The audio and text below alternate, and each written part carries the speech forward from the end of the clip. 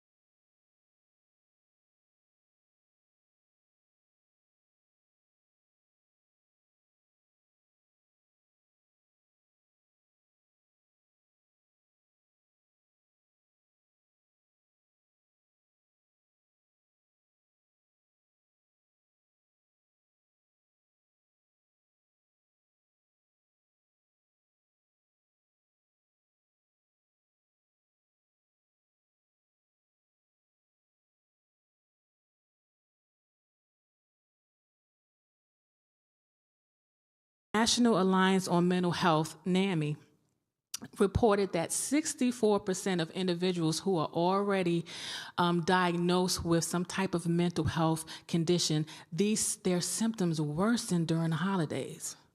That's challenging and tough. So one of the things we want to talk to you about is that not only the people who are already been diagnosed with a mental health condition, there are people who don't meet the criteria for a clinically diagnosed mental health condition like depression or anxiety, but they still feel a lot of symptoms.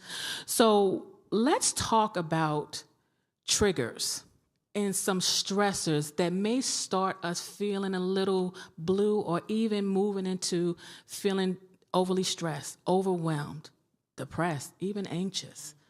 Jackie, let's start with you. Okay. So I want to start with the planning of it all. When you first start talking to your family and friends about what are we doing, who's going to gather, and what are you bringing, right? And so I think one of the main triggers is when we realize we really don't want to be a part of the gathering. Maybe for whatever reason, maybe there's conflict in the family. There have been just some issues throughout the year, and now it's time to gather. And I know it's not going to go well because there's unresolved issues. And so what we're hoping is that folks are willing to have courageous conversations and say what their needs are for the holiday. And I think another thing we look at when we say you need to do this, folks say, well, what does that look like? And so what I'd like to say is it's having a courageous conversation. It's definitely not waiting until the 9th hour to say, hey, I'm not coming, or sending text messages or emails or message through someone else last minute saying, yeah, you know, so-and-so's not coming. And then don't forget, if you were supposed to bring the famous macaroni and cheese or the potato salad that no one else can make, you have to really decide how do you break the news to them in advance, right? So that you don't look like the one who's going to spoil everything or the Grinch, right, for the holiday season. So it's about having courageous conversations and doing that early and letting them know, just set those boundaries. I'm not coming this year because, right? The other thing we talked about offline was the reason some folks don't want to go to the gathering is because the conversations may not be healthy. Or maybe when you get there, someone's going to bring up something you don't want to discuss. Maybe it's a personal matter, or maybe it's just negativity, toxicity, right? They always want to bring up what's negative. So I wanted to throw it back at you all. Like, what are you thinking about what I'm saying? How are you feeling about the fact that folks are always called to be at these gatherings, and it feels like they're being summoned and they know what's going to go down in advance, but they don't know how to navigate it? I was just going to add to that. We're in a season where I'm a federal government employee. My husband's a federal government employee. And, you know, we might typically host people for the holidays, but this year might not be a year that we can do that. And so being, like you said, having those courageous conversations to say, I just can't do it. I know there's an expectation, but unfortunately, this year we're unable to, and stick with that boundary, right. Because sometimes you're just not able to. I would just add to both of those things and say we each have agency as adults. We have the ability to decide what's best for us and what isn't best for us at this time, and also to be able to determine what maybe we're always able and willing to do this year. As you pointed out, you may not be in a position where you can do those things, and it's okay. But first, you have to recognize, one, I do have agency to make a change, that I don't have to go with the flow and do what I've always done because it may not be best for me at this time. And getting back to what you were saying, Jackie, like recognizing that, right? I don't have to show up. If it's best for you, like if you know that there's a person that's going to be there and it's going to create more tension for you, more stress for you, more conflict for you, if you show just being in that person's presence, then maybe the decision for you is you choose not to go, regardless as to who may say, well, we really want you here. Yeah, we get that, right? Your presence may really be desired, but if it's healthier for you to make a decision not to go, so that in the long run, after the gathering, you're still showing up as your best self, then I want to encourage you to do that. And it's so interesting that you said that, because my mother said that I can share this actual example on our session today. So we're traveling for the holidays, and anybody knows that has to travel during the holiday season, that's a stressor and a trigger in and of itself, right? And so we're going to Florida. And so we have a cousin who lives in Florida, and she wanted my mother to go. And my mother says, well, no, I don't want to travel in the airport. The tickets are astronomical. But the cousin continues to text and give examples as, well, you should still come, I'll pay half, or how about going to this airport and I'll pay for an Uber, like giving all these examples of how she can get there, even though my mom says, I don't want to go. And my mom was feeling a little bit of pressure. She said, you know what? I feel stressed out about this. And I said, I never thought about how someone else can make you feel stressed because they want to be with you. She doesn't mean any harm, but I'm saying I don't want to travel and I'll come see you another time. But because that's not something they want to hear, they try to give so many different examples or reasons why you should come. And my mother's like, it's not financial. It's not this.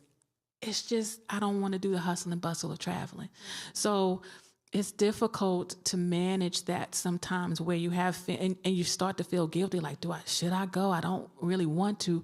But the pressure that people pull on us sometimes around the holidays can be taxing. And that's a trigger on having these expectations put upon us, as well as unrealistic expectations that we may have of ourselves and others. And you spoke about travel, which makes me think there are also financial burdens, right? And time constraints, right? And especially when we're traveling, right? Sometimes everyone wants, when you get to town, come and see me. And you're just one person, right? And so having to go from this house to that house, all of these are potential triggers that can increase stress, that unfortunately can have a negative effect on our mood and in other areas of our life. It can begin to impact our sleep as well. So it's a lot of things it's a lot of other things that can come about from this stress.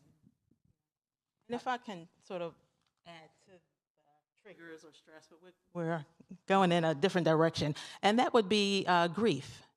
Haven't lost a loved one. This could be the anniversary of someone that you lost, and that can bring up a whole lot of other emotions, whether it's depression or you get into like spending, also gambling, I guess, as well.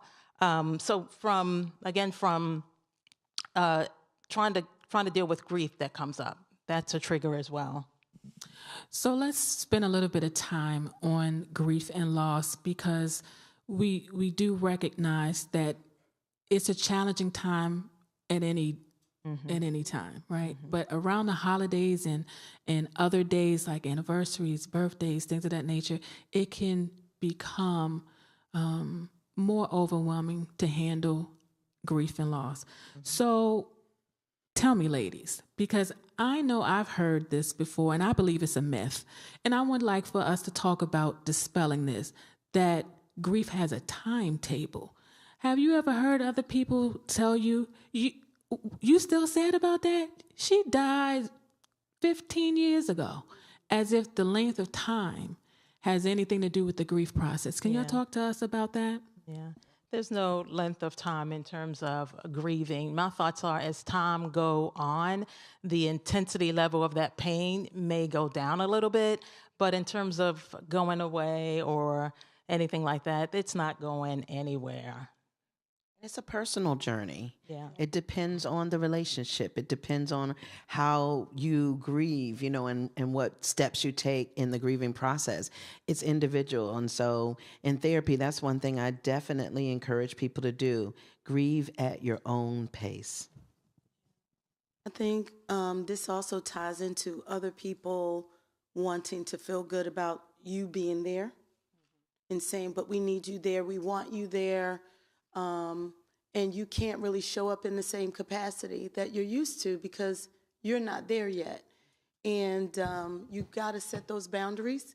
You've got to be honest with them. And then I think also one of the things that I thought about was I had folks that I had seen as clients, and they were like, I was a little hurt that people checked on me in the beginning, but they stopped. Mm-hmm. And then I said, well, what did that look like? And what we discovered is that they were not as open to the check-ins and things like that in the beginning. So when folks pulled back, they were like, where are they? Like, now I want that. I still want that. I need that. And so again, when I say set the boundaries, but also say what you need. So what I mean by that is, if someone checks in and say, hey, it's the holidays, I just want to know if you're okay. Would you like to participate? Can I bring you a meal? Would you like to come to the gathering? And if they say no, be willing to say no, not this year or not right now, but also let them know, but I do appreciate you checking in, and I don't mind if maybe you check in next week, or I appreciate your check-ins. Like, let folks know, because after a while they get tired. They will pull back, and they'll assume you want to be on this journey alone. And we know that's not healthy, but you do have to let them know what your needs are. And if it's too much, say that too. Say it's a lot when you always ask about how I'm feeling for the holidays. I'd rather you just ask me, what do I need, or do I need anything? Would I like to come or participate? So just be clear about what you say, but be kind. I can't say that enough. We need to be kind. We need to be respectful, and not tell people, that's too much, or you're doing too much, or simply avoid them. I mean, we all have those phones. It's okay to text and say, I just want to let you know, I don't mind your checking in, but I just want some time alone this year. Or, I just want to have dinner by myself. I'm actually going to be doing whatever. Tell them what you're doing. Maybe they just want to know you're not going to be maybe laying in bed depressed. I think everyone thinks when you say, I don't want to be with the family, that you're going to be laying somewhere depressed. You might really be watching some good Lifetime movies with some good food and doing fine. So just be honest about what you need. I just wanted to add too, we're talking about grief and we think about our major griefs in our lives, the loss of people that we care about. But I also want to say that sometimes it can be retirement. Sometimes it can be a loss of a pet. Right. Sometimes a friendship. And it can make us feel as though we lost someone to death, but really it's the relationship, the connection that we miss out on. And so it's okay to acknowledge that too. And it's not for other people to understand, it's for you to have some grace for yourself and acknowledge that this is real and that you have the right to grieve those things as well. Yeah, I agree with everything that you all said. And I want to add that there is a such thing as complex bereavement.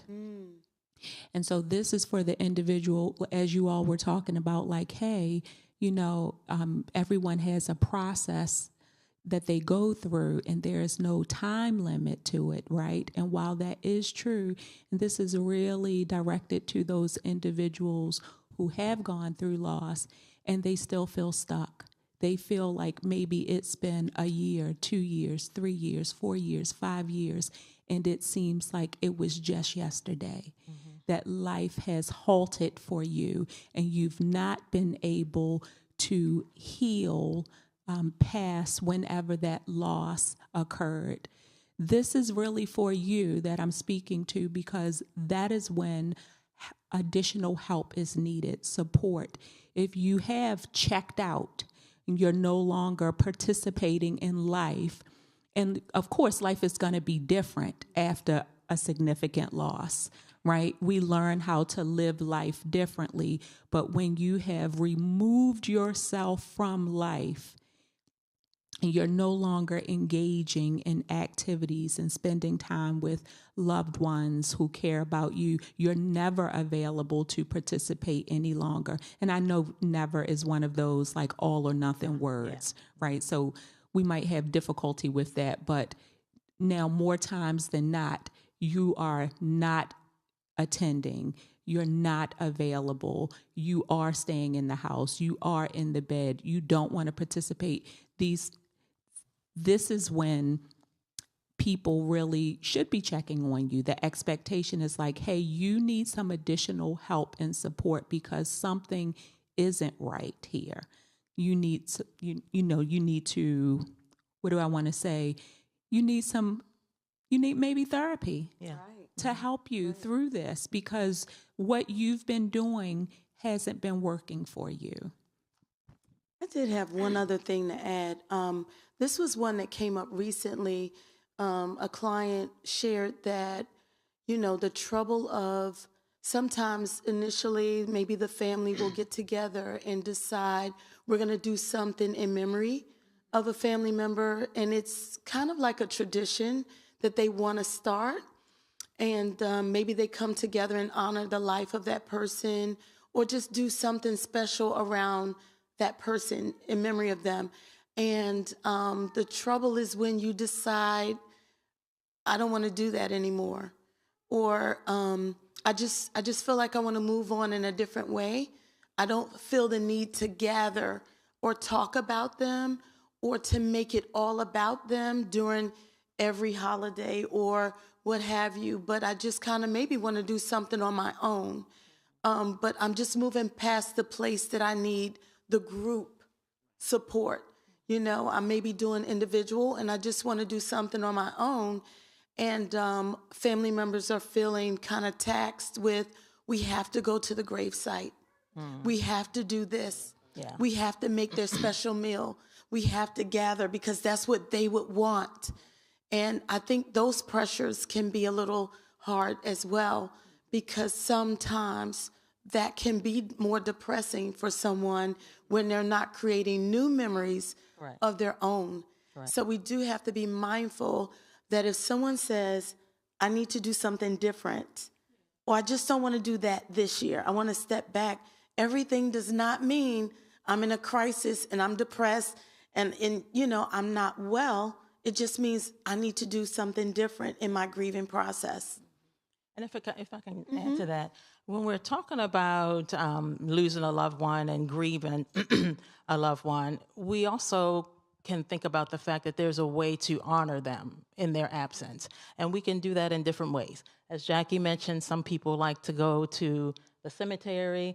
I know someone that said they honor their husband by fixing a sweet potato pie because that's something that he really loved. That's their way of just kind of remembering him. You can go back and look at photos or pictures. Again, that's the way of honoring a loved one. So we all do that in different ways, though.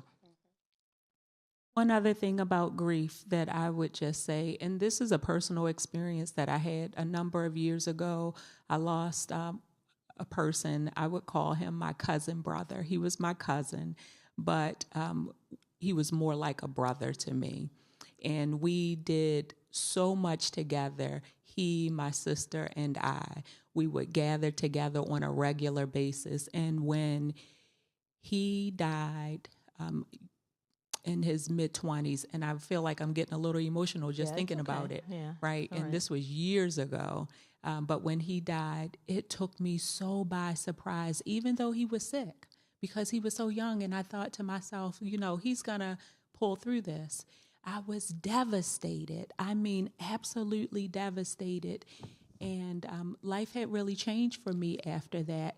Mm-hmm. And what I remember is that my aunt would have, actually my great aunt, she would have these dinners after his death, and we would go over, and I'm going to be honest with you, initially they were horrible. It was so sad. It was so depressing because his presence was missed.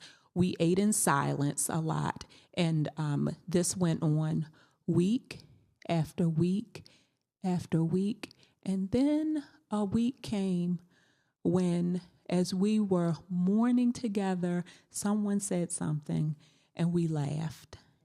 And something happened. Maybe it was just the Lord, right? But something happened and we had a breakthrough and there was a shift. And there is so much power in community. And that's really what I want to impress upon folks, that we were able to collectively grieve together and heal together. And I just so cherish that. And out of that grief blossomed a stronger relationship with my aunt. Who I then would who I would pick up for church, and we would come to church together. And so it was like a rebirth. There was something beautiful that the Lord gave us out of that tragic, tragic loss. And it was all through us coming together as a family and grieving collectively. So I just want to share that. So I think, I don't want to say the last point because someone else might have something else to say about this topic of grief and loss, because it's huge, just in general. But what I want to say is to people who may be dealing with estrangement, because that's very difficult, and that's a different type of loss. Correct. That you have to grieve someone who's actually still living. And I was in a training and someone talked about being estranged from their child and how difficult that is in general. But around the holidays when everyone is getting together, right? And you're at the table and your loved one isn't there, but they're alive. But you're not talking. You don't know how to reconcile that relationship. And so that may be also a difficult thing to navigate throughout these holidays, is being estranged from a loved one or a friend or any type of lost relationship. But specifically estrangement, I wanted to talk to the audience about, because I think what you just said, Tanika, is profound about just leaning on support. And one of the things I think God really just blessed us with is just being relational with one another. And we need to take advantage of that. People that he put in our lives to help us navigate some things on earth, right? So he puts everything in place and everything works together. So for those who may be dealing with estrangement, just know that there's even hope in that situation, and just to be prayerful about it and lean on the support systems that you have to help you navigate that situation. Right. Just to add to that, I was going to say it's so important to work on that journey of, finding peace or reestablishing relationships.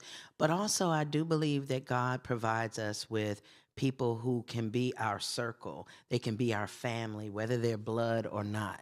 And so really creating a support system, a family that you call your own. It doesn't mean that it has to be someone that you're related to. But in the meantime, as you work through estrangement with family members, create a family of your own. Create a circle of people that care about you and you care about them, whether it's blood related or not, and enjoy that during these times. So in relation to what we've been talking about in terms of grief and loss, another, situation or issue that may arise during this time of year is suicide. And we want to talk a little bit about helping recognizing those who may be experiencing suicidal ideation, that may be contemplating taking their own life during this time. And Nicole, I'm going to kick it off with you as our resident expert on suicide prevention. What would you say to someone who may be experiencing suicidal ideation and contemplating self-harm during this time? Well, I mean, it's one, that they're not alone, and that that really talking with someone about how they're feeling, sharing those really sad but overwhelming feelings that they don't want to be here anymore. It's heartbreaking, but at the same time, a lot of people suffer in silence. And so you may recognize that, oh, I feel a little depressed or I'm really overwhelmed. But a lot of times you don't realize that those thoughts are progressing to suicide. And so just to be aware of what those symptoms are, what things to look out for, and then have at least one person that you can sit down and say, you know what, I need to talk with someone. And I'm asking you to be that someone to help me, walk through this. I would say know what the risk factors are. And some of those risk factors include changes in your mood. Maybe someone is depressed, but then they go into this really deep depression and they start isolating, like you talked about. They don't want people to come see them. They don't want to go to the family's, gatherings. Or maybe if it's a teenager, staying in their room day after day after day. And so being mindful of those kind of changes, as well as changes in your sleep, changes in your appetite, Those kind of things can indicate where there may be something wrong. Also, too, and these are subtle things, someone may be making comments that they feel like a burden or they feel trapped in their life. Those are things that you want to, as a family member, you want to listen out for. If you're worried about someone and you wonder if they've thought about suicide and they make a comment like, well, I just don't want to be a burden to my children or this or that, you want to just follow up. A lot of times people think that if we ask someone, are they thinking about suicide, we're putting that idea in their head. And the reality is, no, we're giving them an opportunity to share something that they've been too afraid to share. And so don't be afraid to ask that question. Are you thinking about suicide? I've been worried about you. I see some changes. Are you having thoughts of killing yourself? Being real open about it. Just like we would if someone had diabetes and they look like their blood glucose is too high. We're going to ask. So we should ask about suicide too. And if I can say really quickly that the topic is unwrapping wellness. So we want to be sure that people are as well as they can be during the holidays. So I know that some of what we're talking about may sound kind of gloomy. We're talking about grief and then suicide, but it's a reality in many people's lives. So it's a tough topic to talk about. So if it sounds a little like sad, these are topics that people typically don't address. So that's kind of what the behavioral health ministry does. We talk about tough topics.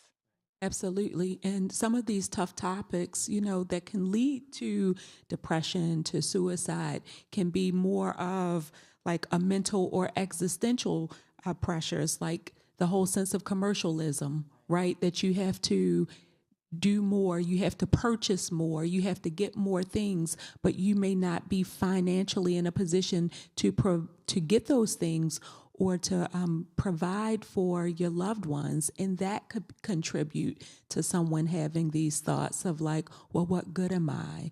If I can't buy the new, whatever's new, that new hot item, right? And we can also have this sense of loss or change when you talked about, people being absent out of our lives, right? And so that at the holidays, like even if it wasn't through death, but I think about people who may be going through divorce, or separation, or like you said, estrangement with your children. And so you're used to having, your house full. And this year it looks very different than what it's looked years before, because the people who used to be at the table aren't at the table and they're not necessarily deceased, right?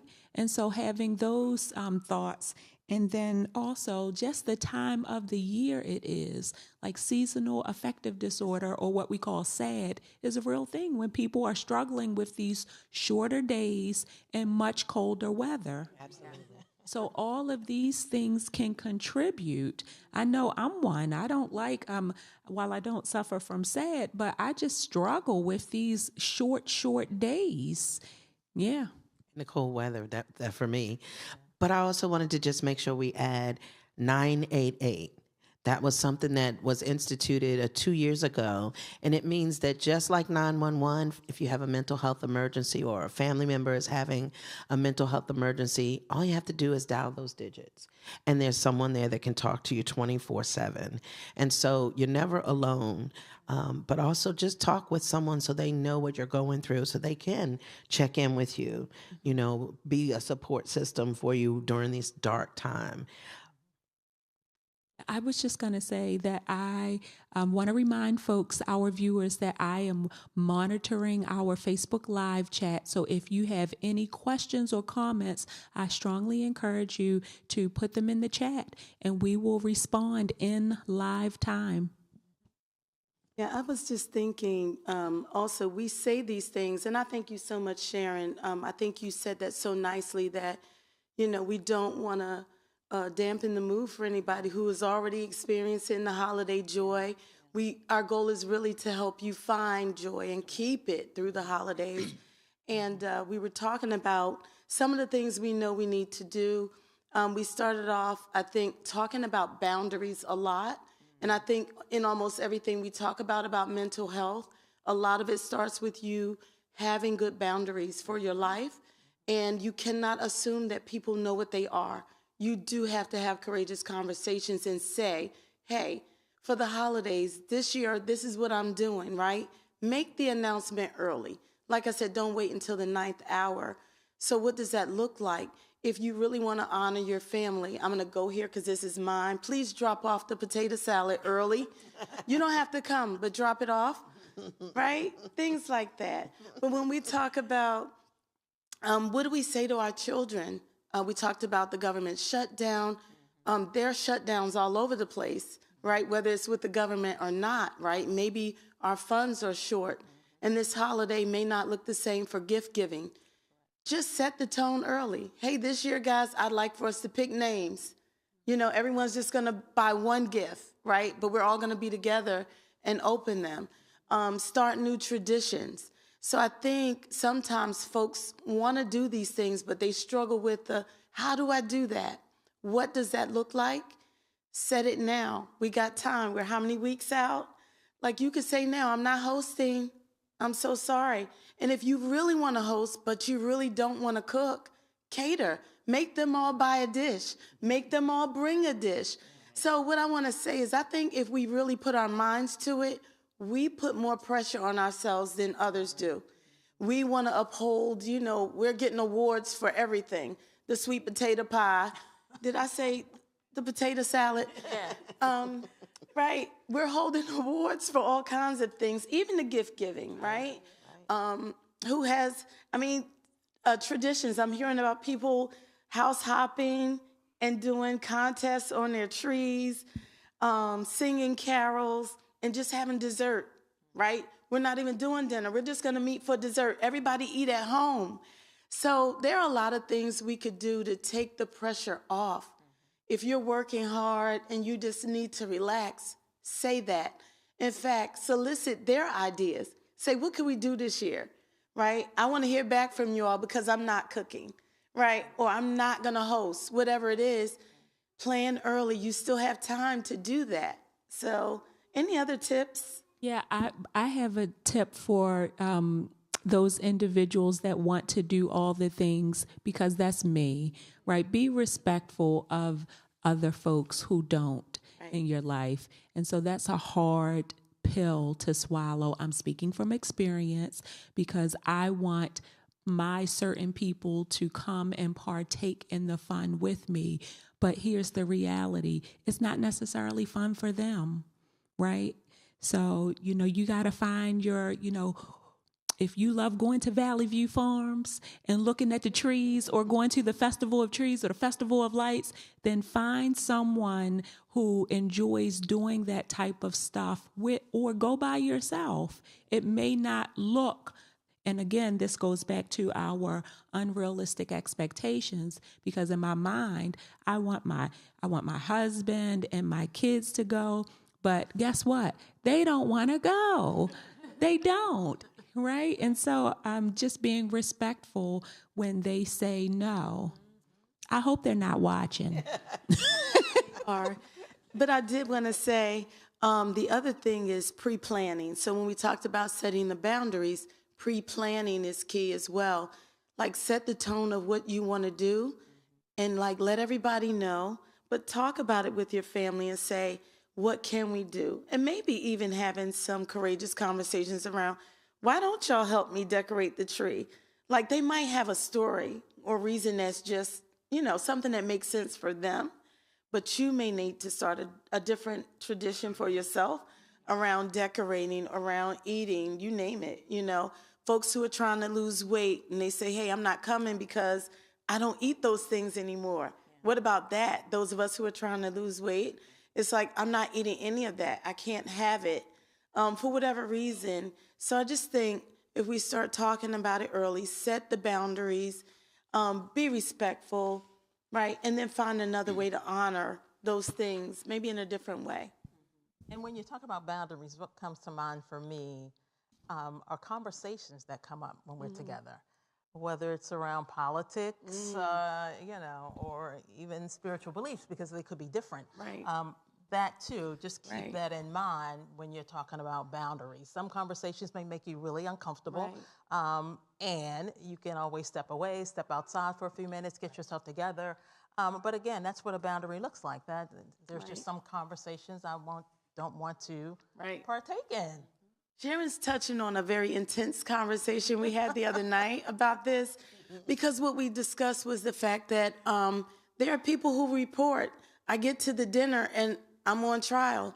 Like, it's all about what happened with me, my relationship, my job, or the lack thereof. Like, why aren't you working? When will you get that job? Parents are hard on their children. And so, you know, we don't reserve a special time to just have fun and have joy, create memories. We're still making people uncomfortable. And we are counseling those people and saying, don't go. Yeah. And we're also telling our hosts, you have a duty to set the boundary, set the house rules, and say, hey, this year we're having fun, no negativity. We're not asking about anything that people don't want to talk about. You have to set the tone. You have to take charge. We're responsible. We're all responsible. And we should not want to host anything that causes someone to leave out worse than they came, right? That would be horrible for someone to call you the next day and say, I can't tell you how last night made me feel, you know, things like that. So let's just be more considerate of our guests as well. Yeah.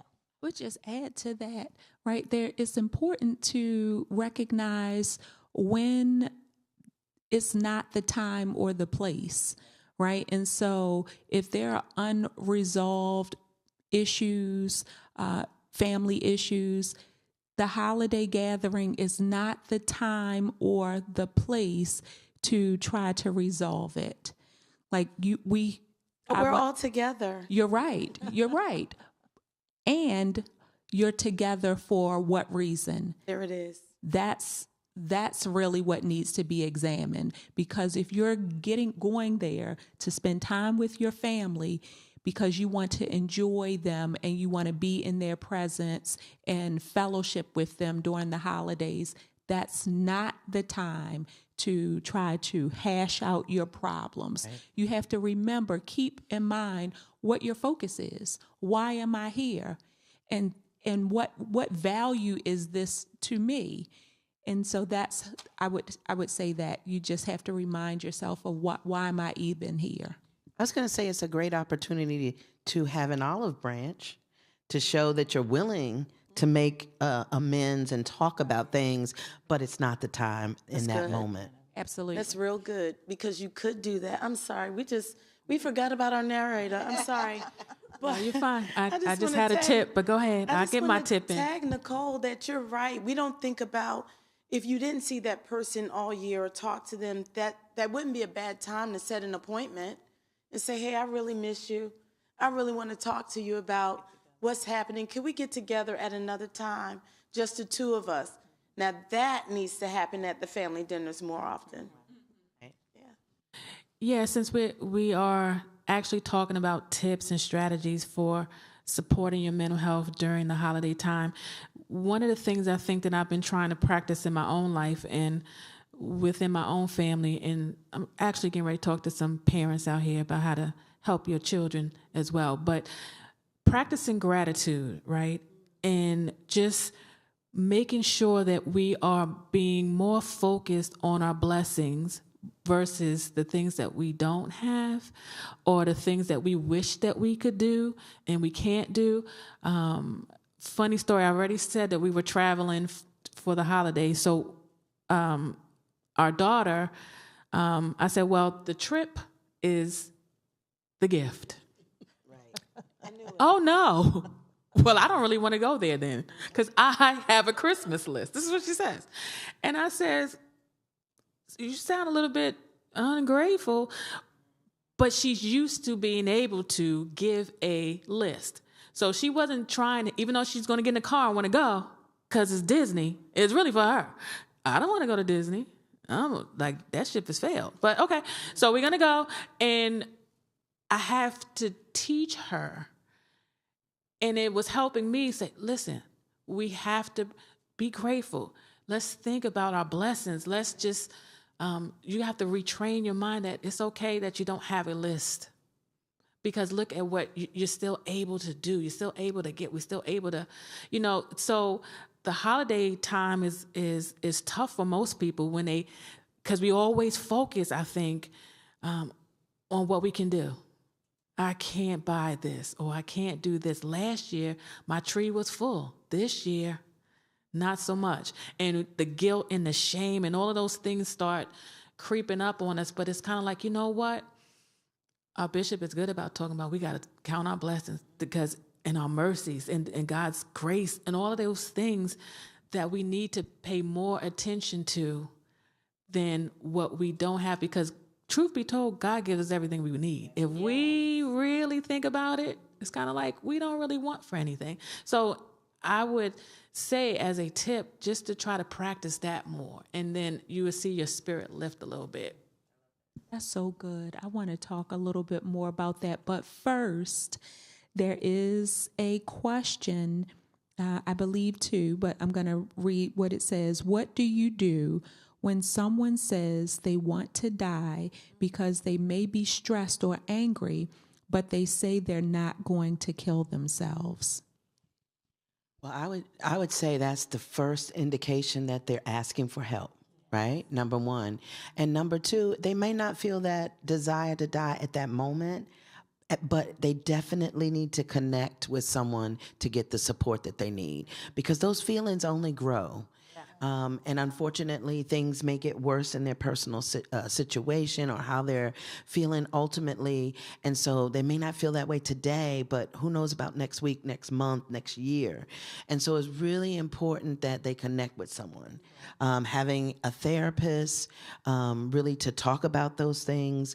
And I try to normalize that. Sometimes we go through stressors, we go through life challenges where people do think about it. But how do we keep it at bay? How do we make sure that we have the adequate supports that we need in those moments where we're at risk and that risk is heavy?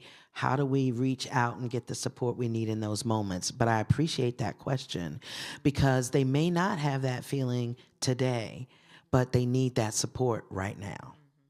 I love that. Yeah. That was excellent. And I wanted to add to that, for families and friends who get that type of a response, we panic. And it's not the time to panic. And it's a hard thing to hear, but we should be really, really focused on asking, are you willing to get help? It sounds like this is really serious, like you're at your wit's end. But what you said was very important. The very fact they gave a description of what they're feeling. I want to die. It's that bad. Is there anything worse? No. So that's how dire it is. And so we should be asking, first and foremost, are you willing to get help, rather than spending more time triaging it ourselves, because we're not all professionals. And I think that's where we lose it. We want to spend a little bit of time. Let me see if tomorrow or next week you're feeling like this. And time is of the essence in finding out how can we get you help now. Yeah, and I was going to add to that. This is where the family, the support system can really make a difference. Looking to see what lethal means are available. If that person has a handgun, a rifle at home, it's time to have like an intervention and say, hey, let's take this off your hands for right now. You can get it back, but at this moment, we want to make sure that we're protecting you. And it's not a punishment, it's a real protection. And so we have to start talking about that. Do you have access to lethal pain medications?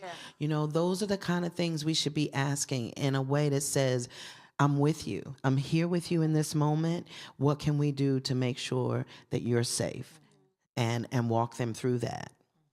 You know what I think families don't know about this, though, is that 9 times out of 10, by the time they come and make a statement like that to you, they've already been in torment, sometime for months and years. Right. And they've just gotten up the courage to come and say something to someone. So we panic. But what I would like to say, understand something. They've been there for way longer than you'll ever know. And it wasn't over the last incident or situation or things you may have known about. This could have been months or years of torment internally. So thank you for that question. So in light of what we're talking about seeking help, and when we're talking about suicidal ideation, but just in general, let's talk to our audience about when we think that if you're dealing with the stress during the holidays, or you're feeling overwhelmed or depressed, when is a good time that you feel like, you know what, maybe you should think about getting additional help? What would somebody be looking for? Like, what are some of the symptoms, or how would somebody know that maybe I need a little bit more help? I definitely think if someone's saying that they're having thoughts of harming themselves, they're at that immediate point, right? But then there are some other things. If it's impairing your functioning, you know, every day you wake up with this thought or this burden, you feel this heaviness on you, and you're not able to do the things you would normally do, that says that there's definitely something wrong and you want to get help sooner than later. If someone's just having like kind of the here and there blues, maybe they'll make a decision to follow up and make an appointment the first of the year, because they may not see that it's impacting their everyday life.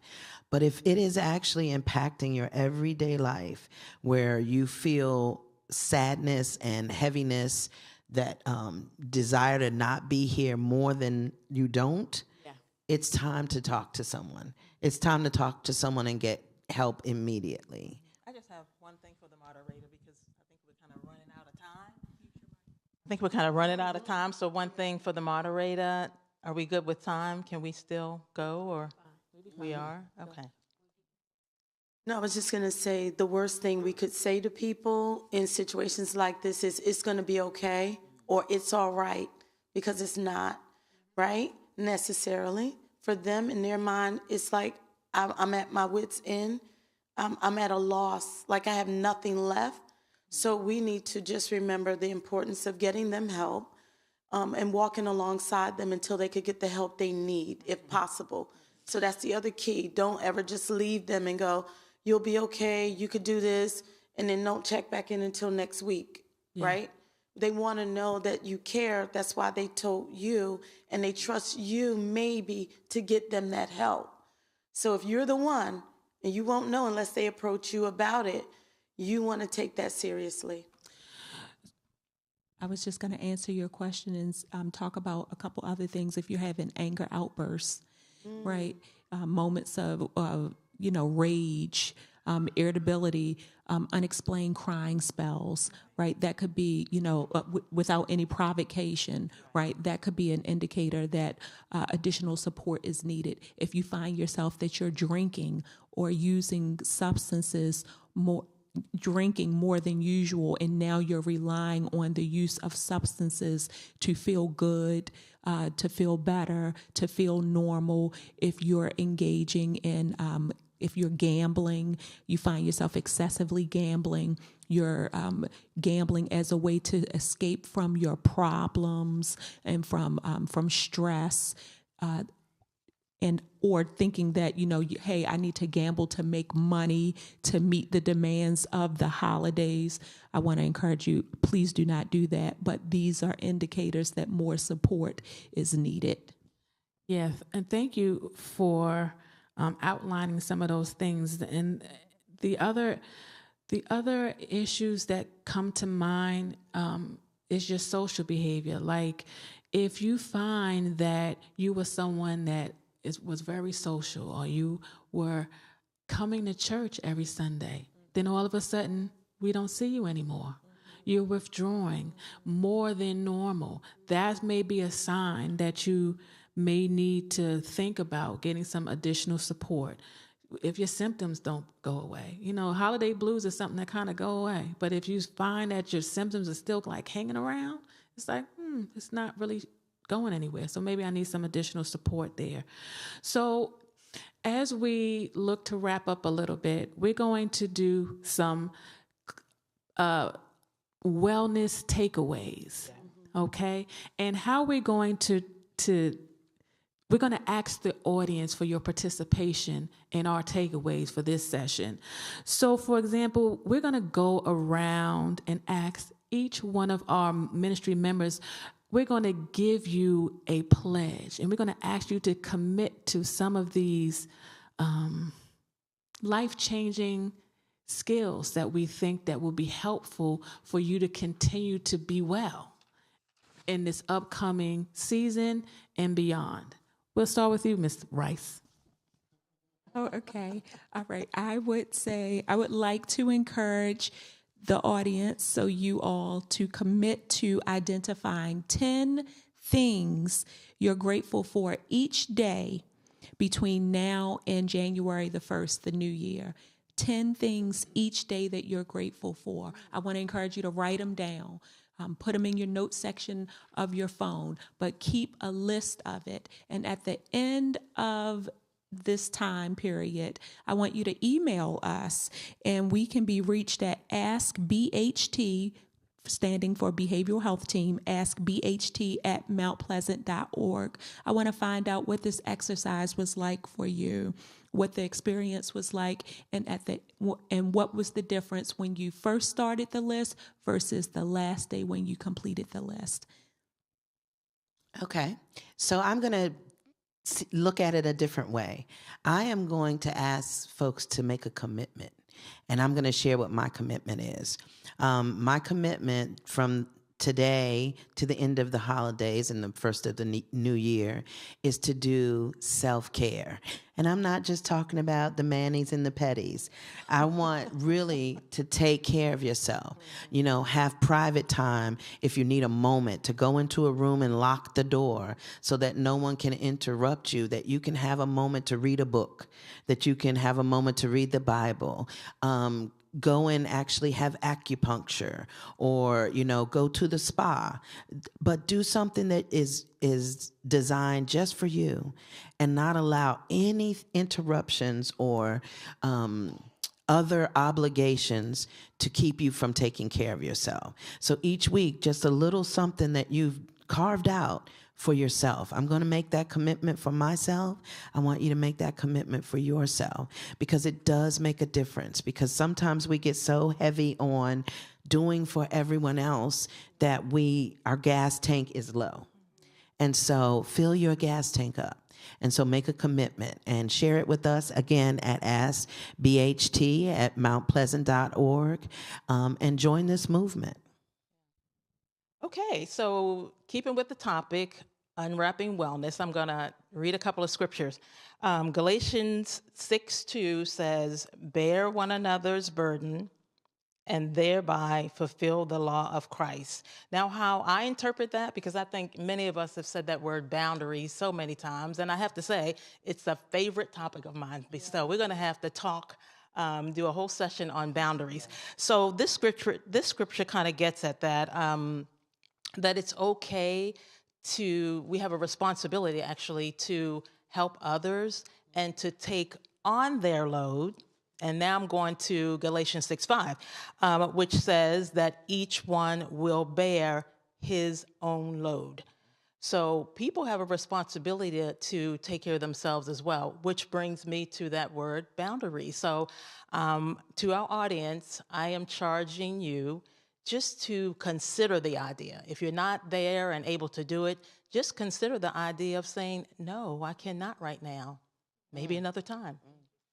Okay. And I'm just going to be part B to Sharon. Thank you, Sharon.